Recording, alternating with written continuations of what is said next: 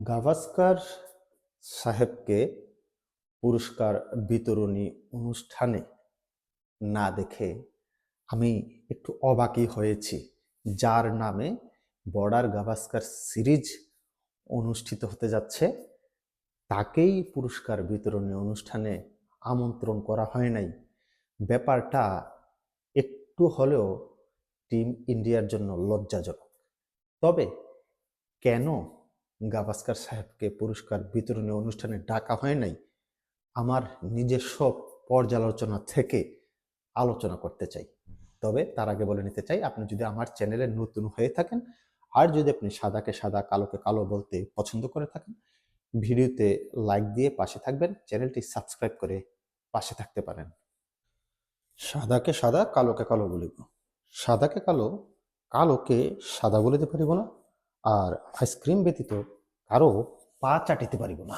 Hello viewers, it's me Roni bro, welcome to another new video. কথা বলবো border Gavaskar test সিরিজে যার নামে অনুষ্ঠিত হতে যাচ্ছে, সেটা হচ্ছে ইন্ডিয়ার গাভাস্কার এবং অস্ট্রেলিয়ার বর্ডার। এই দুজনকে ঘিরে কিন্তু এই সিরিজের নামকরণ। কিন্তু যখনই পুরস্কার বিতরণী অনুষ্ঠান শুরু হলো, সেইখানে গাভাস্কারকে না দেখে আমি কিছুটা অবাক হয়েছি। পরক্ষণেই আমি আসলে বুঝতে পারলাম যে কেন এমনটা হলো। গাভাস্কার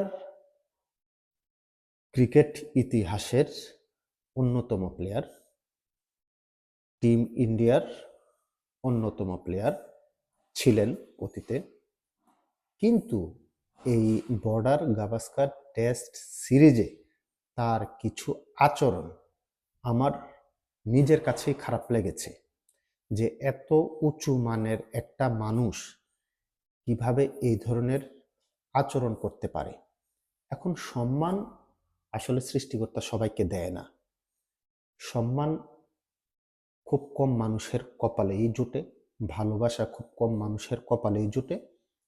সেটা আবার ধরে রাখার দায়িত্ব তার নিজের উপর। আপনাকে যদি সম্মান দেয় সৃষ্টিকর্তা, মানুষের চোখে ভালোবাসা দেয় আপনার জন্য, সেটাকে ধরে রাখার জন্য আপনাকে চেষ্টা করতে হবে, ধরে রাখতে হবে। কিন্তু গাভাস্কার সাহেব দেখলাম যে দু তিনটা এমন কাজ করেছে যেটা আমার চোখে ভালো লাগে নাই।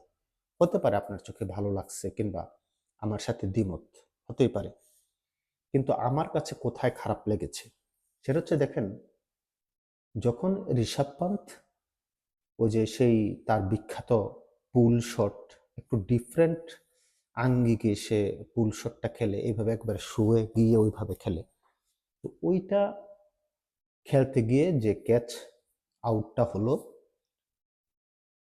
ফার্স্ট ইনিংসে, সেটার পরেই যে সে কমেন্ট্রি করছিল, সেখানে সে বলে উঠল স্টুপিড স্টুপিড স্টুপিড, এবং এটা বলেই সে ক্ষান্ত হন নাই।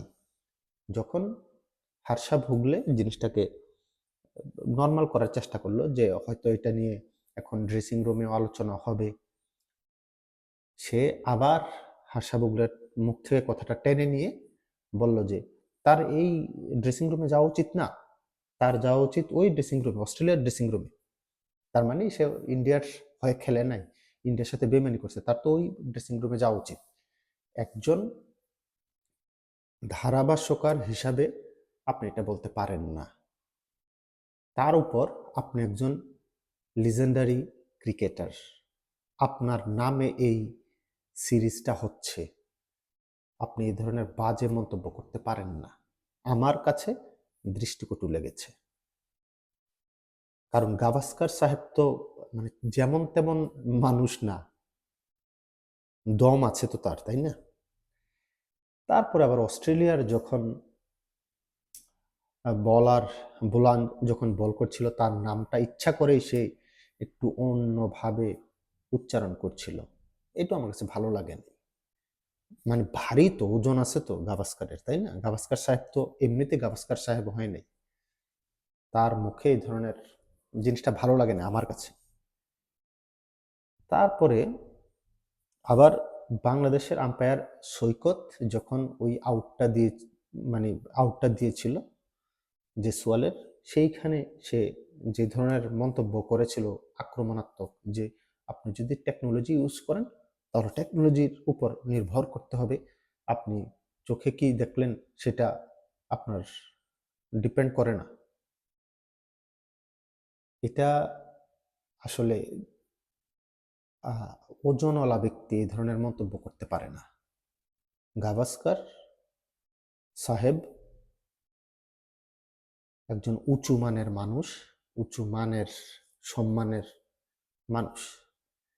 তার এই ধরনের মন্তব্য আমার কাছে পার্সোনালি খারাপ লেগেছে, এবং তার এই মন্তব্যের কারণেই আমার কাছে মনে হচ্ছে যে অস্ট্রেলিয়ার চোখেও গাভাস্কারের সম্মান একটু হলেও নিচে নেমেছে, এবং তার ফলশ্রুতিতেই গাভাস্কার সাহেবকে ডাকা হয় নাই।